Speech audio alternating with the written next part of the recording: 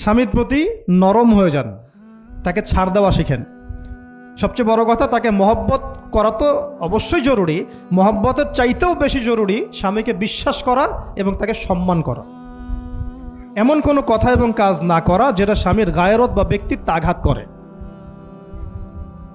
আমি পয়েন্টটা হয়তো বোঝাতে সক্ষম হয়েছি। ভালোবাসা অনেক গুরুত্বপূর্ণ বিষয়, ঠিক আছে, কিন্তু ভালোবাসা শুধুমাত্র একমাত্র গুরুত্বপূর্ণ বিষয় নয়। আরও গুরুত্বপূর্ণ বিষয় হচ্ছে বিশ্বাস, সম্মান এবং আনুগত্য। বিশ্বাস, সম্মান এবং আনুগত্য। এখন বলতে পারেন যে আমার স্বামী আমাকে অন্যায় কাজে আদেশ করলে কি আমি আনুগত্য করব? কখনোই না।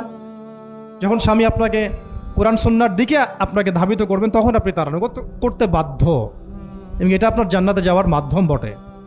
এই হাদিসটা খুব ভালো করে মনে রাখতে হবে যে এই পৃথিবীতে কেউই আল্লাহ পাকের পরে সিজদা পাওয়ার যোগ্য না। এমনকি নবীদেরকেও আল্লাহ পাক সিজদা করতে বলেন নাই, কিন্তু সেই নবী আমাদেরকে কিন্তু বলেছিলেন যে যদি আল্লাহ পরে কাউকে আমি সিজদা করতে বলতাম, তাহলে আমি স্বামীদেরকে সিজদা করতে বলতাম। এটাকে তসলিমা নাসরিন স্টাইলে বুঝলে হবে না। ওরা এটাকে এভাবে নিবে যে ইসলাম মেয়েদেরকে দাসত্বের শৃঙ্খলা আবদ্ধ করতে চাচ্ছে, হ্যাঁ, আত্মস্বাধীনতা দিবে না ইত্যাদি। আমরা দেখব পরকালে আমি জান্নাতে যেতে পারছি কিনা। আল্লাহ পাকের হুকুমের চাইতে আমার কাছে কোনো যুক্তি বড় নয়। আল্লাহ পাকের হুকুমের চাইতে আমার কাছে কোনো যুক্তি, বিজ্ঞান, প্রযুক্তি এগুলো বড় মানদণ্ড নয়।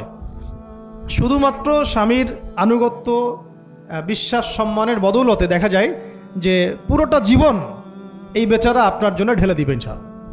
আর এই জায়গায় যদি দেখা যায় ঘাটতি থাকে, তখন কোনো কোনো ক্ষেত্রে ভালোবাসা যথেষ্ট হয়ে ওঠে না। এবং আপনারা জানেন এই শহরে ডিভোর্সের সংখ্যা দিন দিন বাড়ছে। কেন? এইগুলো মেজর কারণ আছে। হ্যাঁ, আমি বলছি না যে সব ছেলেই একেবারে পারফেক্ট, কখনোই না। ছেলেরাও যেমন সাহাবী না, মেয়েরাও সেরকম মহিলা সাহাবী না। কিন্তু সবর, আনুগত্য, নরম কোমলতার কোনো বিকল্প নাই। উভয় পক্ষের জন্যই নসিহতগুলো আর কি, স্বামীর জন্য এবং স্ত্রীর জন্য।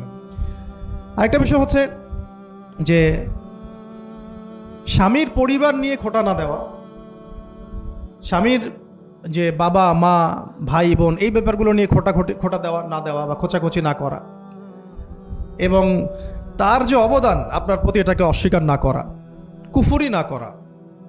একটা হাদিসের মধ্যে নবী সাল্লাল্লাহু আলাইহি ওয়াসাল্লাম কিন্তু বলেছেন যে বেশিরভাগ নারীর জাহান্নামে যাওয়ার কারণ কি? সাহাবীরা জিজ্ঞাসা করেছিলেন, তিনি বলেছেন তারা কুফরি করে। কি কুফরি করে? তারা কি আল্লাহর সাথে কুফরি করে? নবীজি বলেছেন না, বরং তারা সারা জীবন স্বামীর যে দিয়ে যাওয়া যে স্যাক্রিফাইস বা অধিকার, এটাকে হঠাৎ করে অস্বীকার করে বসে, হঠাৎ কোনো একদিন অস্বীকার করে বসে। এটার কারণে দেখা যায় আল্লাহ পাক নারাজ হয়ে যান। আল্লাহ রাব্বুল আলামিন তো একজন ব্যভিচারী নারীকেও জান্নাত দিয়েছেন মাত্র কুকুরকে পানি পান করানোর কারণে। আবার একজন নারীকে বিড়াল বেঁধে রেখে কষ্ট দেওয়ার কারণে জাহান্নামে দিয়েছেন। তো জবান এমনই একটা কঠিন জিনিস, যেটাকে নিয়ন্ত্রণে না রাখলে আমাদের জন্য ক্ষতি হবে। আল্লাহ পাক আমাকে আপনাদের সবাইকে জবান হেফাজতে রাখার তৌফিক দান করে দেন। আর কিছু বিষয় হচ্ছে, কিছু শাসন সমাজে থাকে, মানে পরিবারের মধ্যে থাকে। এই শাসনগুলো কখনোই মেয়েদেরকে বিপথে নিয়ে যাওয়ার জন্য নয়, বরং যে আপনাকে মহব্বত করবে সেই আপনাকে শাসন করবে। যে আপনাকে মহব্বত করে সেই কিন্তু আপনাকে শাসন করবে। যার আপনার ব্যাপারে কোনো কেয়ার নাই সে কিন্তু আপনাকে শাসন করতে আসবে না। আপনি কোথায় যান তার তো কোনো যায় আসবে না। আর যে আপনাকে চাইবে, জোর করে টেনে নিয়ে আসতে চাইবে জান্নাতের পথে, সে কিন্তু আপনার উপর মাঝে মাঝে শাসন করতে পারে। ওই অধিকারটুকু দিতে হবে। আর আমাদের মেয়েদেরকে ওই মেজাজেও তৈরি করতে হবে।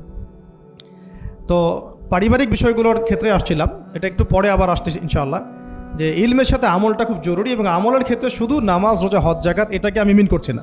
মিন করছি যে আমার বাবার সাথে সম্পর্ক, মায়ের সাথে সম্পর্ক, আত্মীয়দের হক আদায় করছে কিনা, প্রতিবেশীর সাথে রিলেশন ঠিক আছে কিনা, এবং স্পেশালি পরিবারের স্বামীর সাথে আমার এই বিষয়গুলো ঠিক আছে কিনা।